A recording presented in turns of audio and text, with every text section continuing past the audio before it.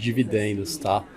Acho que esse é um assunto que ainda não voltou de fato ao radar do investidor, mas que ele pode voltar no segundo semestre. Então, provavelmente a gente vai ver uma apresentação de uma proposta que, se aprovada, ela pode impactar o fluxo de recebimento de dividendos do ponto de vista do acionista, né? E as empresas poderiam, aí, por alternativa, aumentar a bonificação ou recompra de ações, ou até mesmo reinvestir no negócio, né? Eu não sei, eu queria saber qual a visão de vocês, né? A tua visão relacionada a isso, né? E o que você acredita que as empresas, qual que você acredita que vai ser o caminho que as empresas vão seguir se de fato essa tributação vier? Não, esse é um tema que de fato vira e mexe aí com o imaginário dos investidores, né?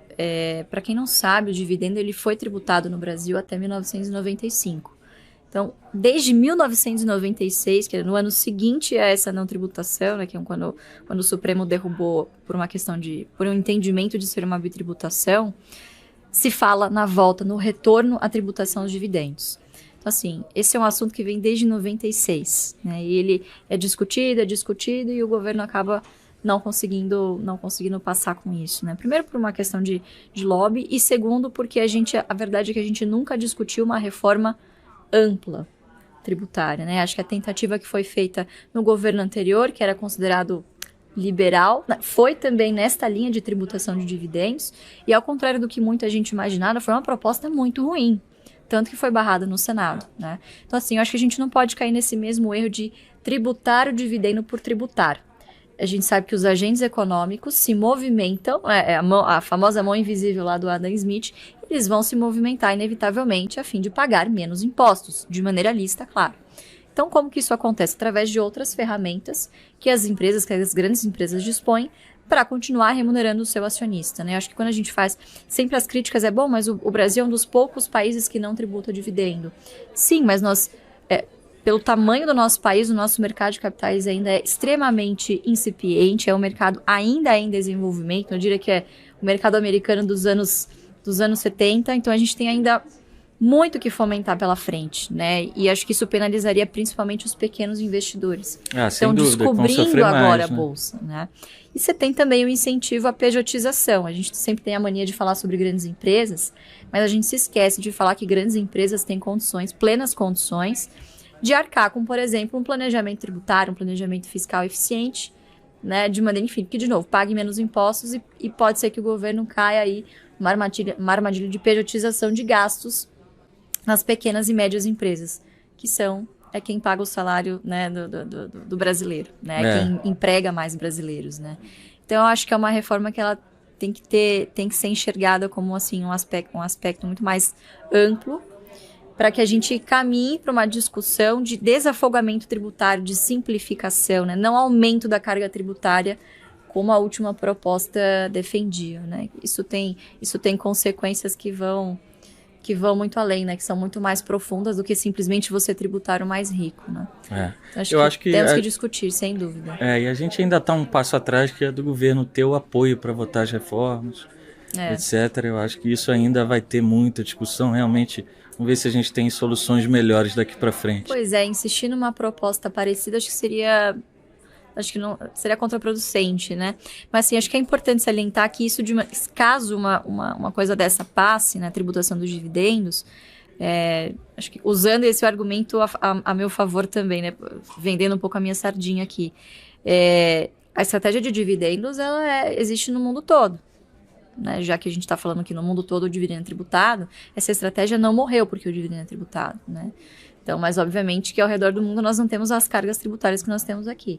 Então, se o governo conseguir encontrar uma solução de, ok, vamos tributar o dividendo, mas vamos reduzir, vamos compensar isso diminuindo a alíquota para as PJs, aí sim eu acho que a gente pode ter uma mudança bastante positiva, né? A gente não é contra a tributação, eu acho que é fazer de uma maneira inteligente em prol também da simplificação e da redução da carga tributária como um todo, né? E de uma maneira que possa fazer com que a empresa tenha mais capacidade para investir também. Exatamente, exatamente. Não só onerar o empresário, né? Que eu acho que é bastante complicado esse cenário aí. Sem dúvida, muito complicado. Luiz, seu pai é um dos maiores investidores da história da Bolsa Brasileira. E eu fico pensando nesses cenários mais difíceis, cenários de mais volatilidade, ele deve ter te passado alguns ensinamentos muito importantes. Eu queria que você nos falasse alguns deles para esses momentos mais difíceis. Tem uma frase ótima que eu gosto dele, que é: patrimônio só alimenta o ego, né? O que paga boleto é renda. E ele está coberto de razão. Acho que não só agora, mas também a pandemia foi um momento de grande aprendizado. Apesar de já trabalhar com ele há mais de 10 anos, os cabelos brancos contam, né? A quilometragem rodada na bolsa, ela conta e muito. Então, eu lembro claramente um dia que eu abri a tela, né? Enfim, em que a gente controlava os investimentos e tal. Eu falei: pai, parabéns, você é o bilionário que acabou de virar milionário.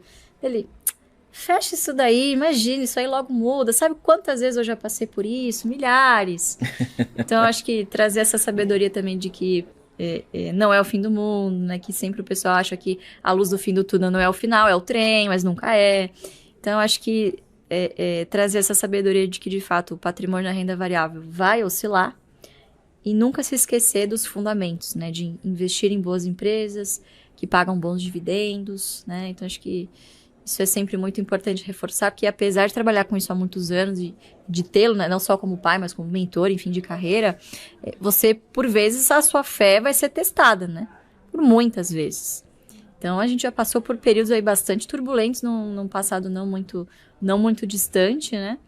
Em que, caramba, né? Aquele ciclo que eu falei de 2011 a 2016 foi terrível.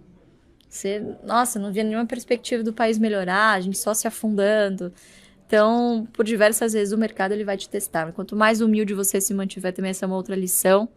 Ele tem 54 anos de mercado e não consegue prever tudo que vai acontecer, né? Ao contrário, ele já jogou a toalha e não é esse o objetivo, né? Então, o objetivo é, de fato, aí sempre estar em busca de boas empresas que paguem bons dividendos, né? Quanto mais focado, menos tempo você tem para perder aí com a loucura dos homens, né? Que é o que um grande gênio sempre comentou, né?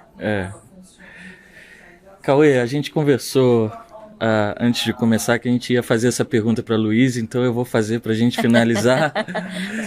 Luísa, me dá 2 setores que você acha interessantes para 2023 e também vamos falar de 2024, vai. Eu nunca gosto de falar assim para um horizonte muito curto, né? Eu acho que em termos de desafios, em termos de investimento que esses setores best têm para fazer, talvez o de energia seja o que esteja mais flexível para ou comprar, né, fazer bons M&As, bons deals, ou distribuir bons dividendos. Vídeo que aconteceu com a Auren agora, que é a antiga CESP, tá? Uma empresa que está super bem capitalizada, que está com um cheque grande para assinar e que está com boas perspectivas, enfim, com bons projetos aí para investir. Acabou de receber uma indenização que vai garantir um bom fluxo de dividendos. Então, a Auren tem sido, falando especificamente, né, dando nome aos bois, a Auren é uma que eu posso comentar, que a gente tem investido pesado aí nos últimos, eu diria que no último ano, 2022, agora 2023 também. E é um setor que tem boas perspectivas, né? Acho que, de novo, não encontrando bons investimentos para se fazer, e acho que a administração já provou que não vai assinar qualquer cheque em branco. Se não tiver um bom retorno, nós não vamos investir por investir, né? Crescer por crescer. Então, acho que essa boa gestão do caixa foi algo também que nos chamou bastante atenção, toda a expertise, enfim, que eles aportaram lá. E outro setor, especialmente também de energia, a gente gosta muito do setor de gás. A gente sempre tem a mania de falar sobre energia elétrica, né? Mas sempre foi tida aí como um setor ainda bastante, que a gente olha com bastante bons olhos. E a que a gente está mais posicionado nesse sentido é a Cosan, que também tem uma holding, enfim, também está muito bem posicionada em outros negócios, né? É uma jiboia que acabou de engolir um boi. Então vai ter que, pelo menos por um tempo agora, a gente acredita que tenha chegado num pico de alavancagem, agora seja um momento de desalavancar e quem sabe ali no futuro também usufruir desses bons investimentos que pagam bons dividendos, né? Vale, então tá bem posicionado ali com Compass, né? Ano passado comprou a Gaspetro, enfim. Então acho que também é um player bem posicionado aí para surfar nos negócios que eles têm lá na Hold. São duas principais, não gosto da palavra, mas apostas aí para curto e médio prazo. É muito importante vocês se inscreverem no canal, porque ele representa a nossa voz, tá entendendo? Nós não temos uma didática tão fundamental e tão objetiva como tem aí o canal. E o canal ele é um órgão de divulgação que procura não adivinhar, mas transmitir aquilo que realmente é importante que os senhores saibam para se conduzirem de uma forma positiva no mercado de valores.